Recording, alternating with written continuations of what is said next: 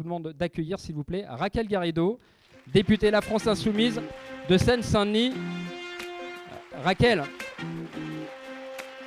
bienvenue. Regarde. Et en quelques mots, pourquoi c'est nécessaire d'approfondir le débat dans la 6ème République, sur la 6ème République? Bonsoir, bonsoir Julien Bayou, bonsoir mesdames et messieurs, bonsoir le théâtre des Jazets. Merci d'être là. Est-ce qu'on m'entend bien? On m'entend ou pas? Bon, moi je m'entends pas, mais c'est pas grave.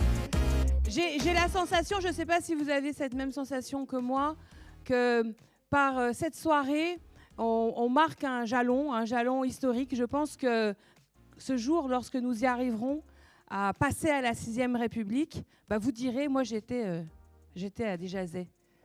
Le soir où il y a eu cette fameuse réunion pour la 6ème République. Bon, donc déjà, quiz. Combien de raisons on a de passer à la 6ème République? Bravo, bravo, bravo. C'est vrai que depuis le 16 mars, le jour de l'adoption de la loi retraite par le 49.3, je pense qu'on est rentré dans une nouvelle phase de l'histoire de notre pays parce que ce sujet qui était porté depuis longtemps, notamment par la France Insoumise et notamment dans les campagnes présidentielles de Mélenchon, a pris une dimension populaire et massive. Je crois que toutes ces personnes qui étaient devant leur poste le 16 mars pour savoir de quel côté allait pencher l'Assemblée nationale pour ou contre la loi retraite ont été absolument choquées quand 10 minutes avant le vote, l'Élysée a décidé qu'il n'y aurait plus de vote. Voilà. Pourquoi? Parce que Monsieur le Président n'avait pas de majorité dans la salle. Et à ce moment-là, je crois qu'il nous est arrivé à tous dans le pays quelque chose de très brutal, c'est que nous sommes des Français, nous sommes dans un pays qui a fait la Déclaration des droits de l'homme et du citoyen, qui a élaboré ces notions fondamentales de souveraineté du peuple, d'assemblée constituante, le fait de poser des limites au pouvoir personnel monarchique. Et soudainement, on se retrouvait avec un miroir qui était face à nous, dans lequel on ne se reconnaissait pas. On ne se reconnaît pas dans ce système dans lequel la société, le peuple, le souverain, n'a pas des modalités stabilisées, pacifiques, pour qu'émane d'elle-même la volonté générale et qu'elle devienne la loi. Donc, nous, et Julien Bayou le disait, nous avons à l'Assemblée nationale créé un groupe de travail de la NUPES qui a pour objectif, comme finalité assumée, de travailler sur le chemin vers la 6ème République. Un chemin pacifique, un chemin balisé. Et donc, nous faisons des auditions. On fait ça avec 4 collègues, avec Jérémy Yordanov de ELV, qui est député d'Isère, Marietta Karamanli, qui est une députée socialiste de la Sarthe, Elsa Fossillon, qui est députée communiste des Hauts-de-Seine et que vous aurez le plaisir d'écouter tout à l'heure. On applaudit les autres aussi.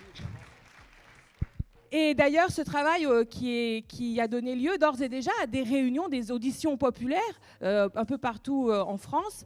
Et d'ailleurs, je veux remercier ce soir vraiment du fond du cœur les collègues parlementaires qui sont là ce soir. Je pense que c'est important au sein de la NUPES qu'on soit fidèle au mandat. Nous avons été élus sur un programme, nous avons été élus sur une stratégie de rassemblement. Bon, Julien le disait, la stratégie de rassemblement en ce moment est un petit peu en souffrance. Néanmoins, le programme, lui, nous oblige. Et le premier chapitre, la première ligne de ce programme, c'était la 6ème République. Mais avec ces auditions que nous avons réalisées, nous avons pris conscience d'un point très important. C'est que la 6ème République ne viendra pas par en haut. Ce ne sera pas acquis par le truchement d'une négociation parlementaire ou soudainement d'une sorte de ruse de l'histoire qui nous permettrait de voir imploser la 5e République ou s'auto-détruire la 5e République.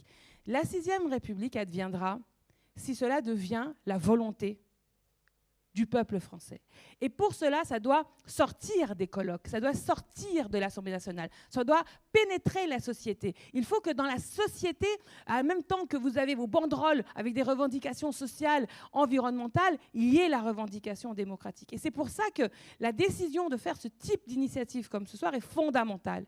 Cette vibration et cette aspiration à la démocratie, vous en êtes l'incarnation ce soir. Et pour ça, je vous remercie vraiment du fond du cœur.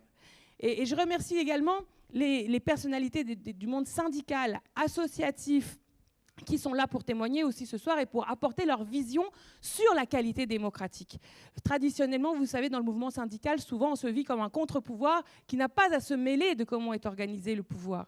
Mais précisément, les syndicats sont aux premières loges pour comprendre que justement, il y a un problème démocratique dans ce pays. Et donc, je suis extrêmement heureuse de pouvoir compter ce soir sur le témoignage et les interventions des organisations syndicales. Et bien sûr, on écoutera Julia Cagé, qui a beaucoup écrit sur la démocratie, notamment la question du fonctionnement, du financement des partis. Donc j'en termine là pour le moment. On se retrouvera un peu tout au long de la soirée. Encore une fois, bravo, bravo d'être là.